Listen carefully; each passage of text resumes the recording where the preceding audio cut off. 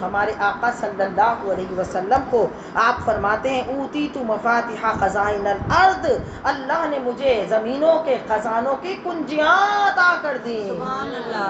تو جو ایسے نبی کا ماننے والا ہو، جیسے جو ایسے حضور کا چاہنے والا ہو، جو ایسے حضور کے در کا گداگر ہو، میں بڑا امیر و کبیر ہوں کہ حضور کے در کا فقیر ہوں۔ در مصطفیٰ ہے میری سلطنت، یہی بادشاہی ہے۔ جس کو در مصطفیٰ کی سلطنت مل گئی اس کو بہت بڑی بادشاہی مل گئی۔ تو آپ فرماتے ہیں کہ حضور پھر ایسے کریم، ایسے سخی، ایسے آقا، ایسے داتا، جو میں نے آپ کو بتایا کہ جب وہ عورت جا رہی تھی، ایک عورت جا رہی ہے اپنے من میں اپنے مشکیزے بھرے بچوں کے لیے پانی کے، اپنے اونٹ پہ دونوں لادے اور اپنی دھن میں مست جا رہی ہے،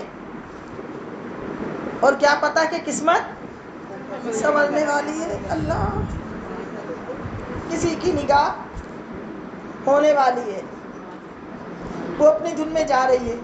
حضور علیہ الصلوۃ والسلام ایک جگہ تشریف فرمائے، صحابہ بھی تشریف فرمائے، پانی نہیں ہے۔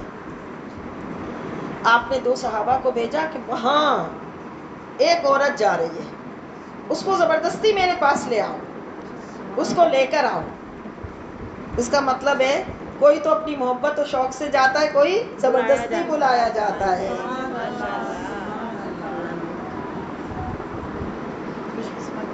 یہ بھی خوش قسمتی ہے، کیونکہ وہ بھی سب کے ساتھ نہیں ہوتا۔ اس کو لایا گیا، آپ نے فرمایا کون ہے تو؟ کہا میں ایک بیوہ ہوں، اپنے یتیم بچوں کے لیے پانی بھر کے جا رہی ہوں اور فلاں فلاں قبیلے سے تعلق رکھتی ہوں۔ اب دیکھیے حضور علیہ الصلوۃ والسلام نے کیا ارشاد فرمایا صحابہ کو، اس کے مشکیزے کے منہ کھول دو اور پانی لے لو۔ اب بظاہر یہ کام کیسا لگ رہا ہے کہ حضور کیوں لیں گے کسی بیوہ کا پانی، اور سنتے ہی لگے گا یتیم بچوں کا پانی، لیکن دیکھو کریم جب کسی سے قبول کرتے ہیں تو اس پر نوازشیں اور انعام کرتے ہیں۔ کریم کیوں کسی سے لیں گے، انہیں کسی کی حاجت نہیں ہے، ان کے تو پیارے ہاتھ مبارکہ سے پانی کے چشمے جاری ہو جاتے، اگر کسی پتھر پہ اشارہ کرتے وہ وہاں سے پانی کا چشمہ جاری ہو جاتا۔ میرے آقا خشک کنویں میں جب اپنا لعاب ڈالتے تھے تو پانی ابلنے لگتا تھا۔ صحابہ نے کئی مرتبہ دیکھا کہ انگلیوں سے پانی کے ایسے فوارے ابلتے تھے جیسے چشمے پھوٹ گئے۔ مشکیزے کا منہ کھل گیا، صحابہ نے خوب پانی پیا، مشکیزے بھرے، وضو کیا، فرمایا اب اس کے مشکیزے کا منہ باندھ دو۔ جب مشکیزے کا منہ باندھا تو وہ مشکیزے ایسے لگ رہے تھے جیسے پہلے سے زیادہ بھرے ہوئے۔ تو اصل میں لیتے نہیں ہیں، اصل میں دیتے ہیں۔ اس لیے زکوٰۃ نکالنے والے کا مال کبھی کم نہیں ہوتا۔ اللہ، زکوٰۃ نکالنے والے کا مال کبھی کم نہیں ہوتا۔ جو 1 سال دقت سے قربانی کرے گا، آئندہ سالوں میں کشادگی سے قربانی کرتا ہے۔ جو 1 سال محنت سے کر کے مدینے جاتا ہے، آئندہ سال اللہ تعالیٰ اس کو خود لے جاتا ہے، اور کبھی مدینے جانے سے اس کے کسی کام کاج میں کمی واقع نہیں ہوتی۔ کیونکہ یاد رکھو بیویو، جہاں کا پیسہ ہے نا وہیں کے لیے ملتا ہے، جہاں کا وقت ہے وہیں کے لیے ملتا ہے، جو طاقت و قوت ہے جہاں کی ہے وہیں کے لیے ملتی ہے، اس کو کہیں اور استعمال کرنا چاہے تو استعمال نہیں ہو سکتی۔ اور یہ بات بندہ سمجھ لے تو پھر سوچ نہ لے کہ میں بھی اللہ کا، میں بھی اللہ اور رسول کا، اور میرا مال بھی اللہ اور رسول کا، میرا سب کچھ ان پر فدا۔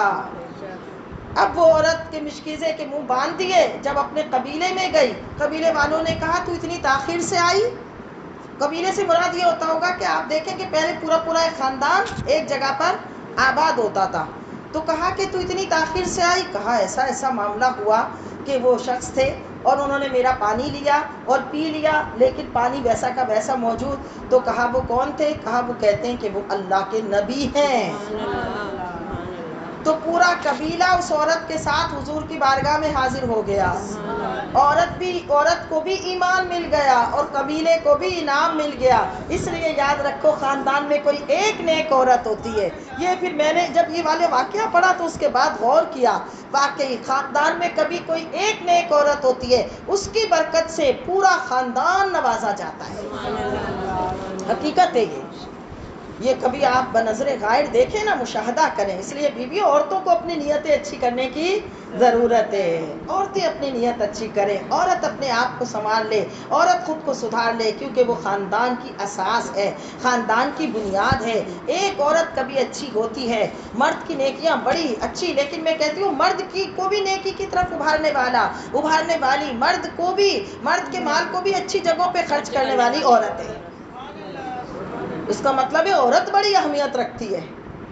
عورت سے ہی نسل چلتی ہے، عورت سے ہی خاندان پھلتا پھولتا ہے، عورت سے ہی خاندان سجتا ہے اس کی. لیکن عورت کے وجود سے نہیں، وجود سے سجنا کوئی بات نہیں ہے، وہ جانور بھی سجا لیتے ہیں. اصل بات ہے ایمان سے سجنا، دنیا اور آخرت کی نعمتوں سے سجنا. تو اس کا مطلب ہے ایک عورت کبھی اپنے خاندان میں اتنی بڑی حیثیت رکھتی ہے. حقیقت میں یہ میں نے دیکھا ہے، بعض خاندانوں میں تو ایسا پتہ چلا ان کی دادی بڑی نیک تھی اور پورا خاندان ماشاءاللہ. وہ ایک ہمارے وہ فیصل آباد والے، وہ سارے کا سارا ٹبر مدینے جاتا ہے. تو کہا کون بھائی؟ وہ جو ان کی دادی اور ان کی نانی، وہ دونوں طرف کی، یعنی بچوں بیٹیوں کے بچے بھی اور وہ بھی سب جمع ہوتے ہیں. تو کہا کہ دادی، ان کی دادی اور ان کی نانی ایک ہی تھی نا، وہ یعنی پوتے نواسے سب جمع ہوتے ہیں. ایک ان کا پورا وہ ہے حصہ مسجد نبوی میں، اس پیلر سے لے کر اس پیلر تک پورا خاندان وہیں پہ بیٹھتا ہے.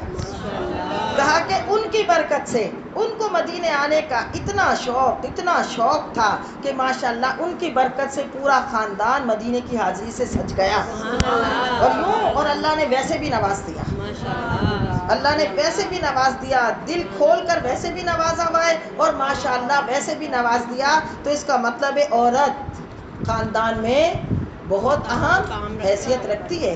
آج حضور کی برکت سے اللہ تعالی ہم سب کی نیتوں کو اچھا کر دے، خالص کر دے، پیارا کر دے، اور اللہ تعالی ہماری نیتوں کو ایسا اچھا کرے کہ ہم سب اپنے خاندان کے لیے، چاہے بہن کی حیثیت سے ہیں، چاہے بیٹی کی حیثیت سے ہیں، چاہے ماں کی حیثیت سے ہیں، چاہے ساس کی حیثیت سے ہیں، چاہے اپنے خاندان میں کس حیثیت سے ہیں، اللہ ہمارے پورے خاندان کے لیے ہم کو خیر اور برکت کا منبع بنا دے انشاءاللہ.